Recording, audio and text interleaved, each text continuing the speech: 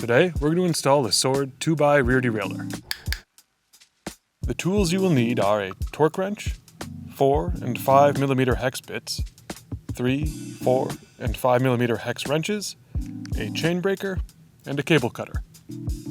First, attach the derailleur to the frame with a 5 mm hex wrench. Make sure the Bension Adjustment plate properly engages the hanger tab. Then torque the bolt to 8 to 10 Nm. Once torqued, make sure the derailleur can rotate freely. Now use a 3 mm hex wrench to set your high limit. Adjust the high limit screw until the center of the guide pulley aligns with the outer edge of the smallest cog. A clockwise turn moves the derailleur towards the cassette, and a counterclockwise turn moves the derailleur away from the cassette. Every frame manufacturer has a different cable routing guideline. Make sure you consult those first before sizing and cutting your cable and housing. Sword block derailleurs work best when there is a gentle loop and the housing goes straight into the barrel adjuster. Sizing the housing too long or too short can hurt shifting performance. Now that the housing is sized, let's run the cable. Move your shifter to the hardest gear or small cog position, and thread the cable through the shifter and housing. Route the cable through the barrel adjuster and groove. Make sure the cable sits under the cable fixing bolt and washer.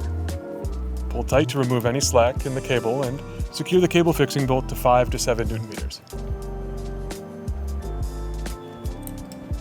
Cut the cable and attach a cable end.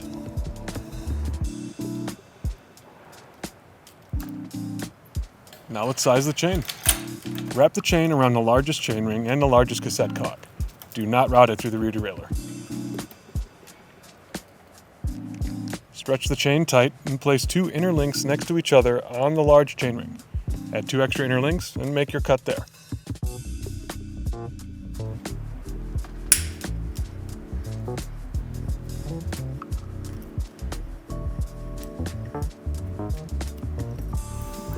Once sized, route the chain through the derailleur, in front of the guide pulley and behind the derailment prevention plate and tension pulley.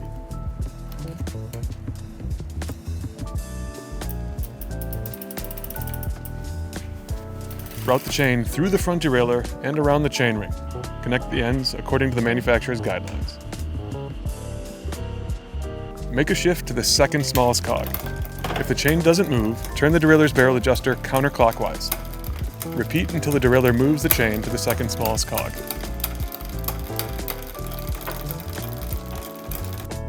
Then, shift through the gear range.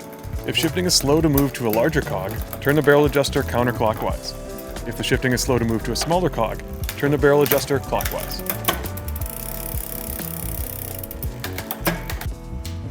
Once cable tension is set, shift to the largest cog. Use your hand and try to push the derailleur past the largest cog and into the wheel.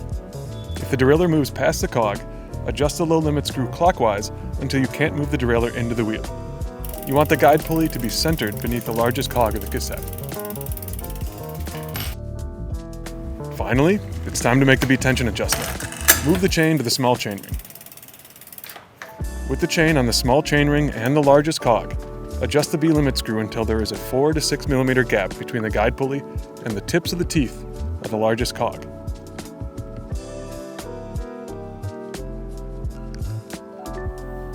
Then shift to the smallest cog while still in the small chainring up front. Check the chain for slack.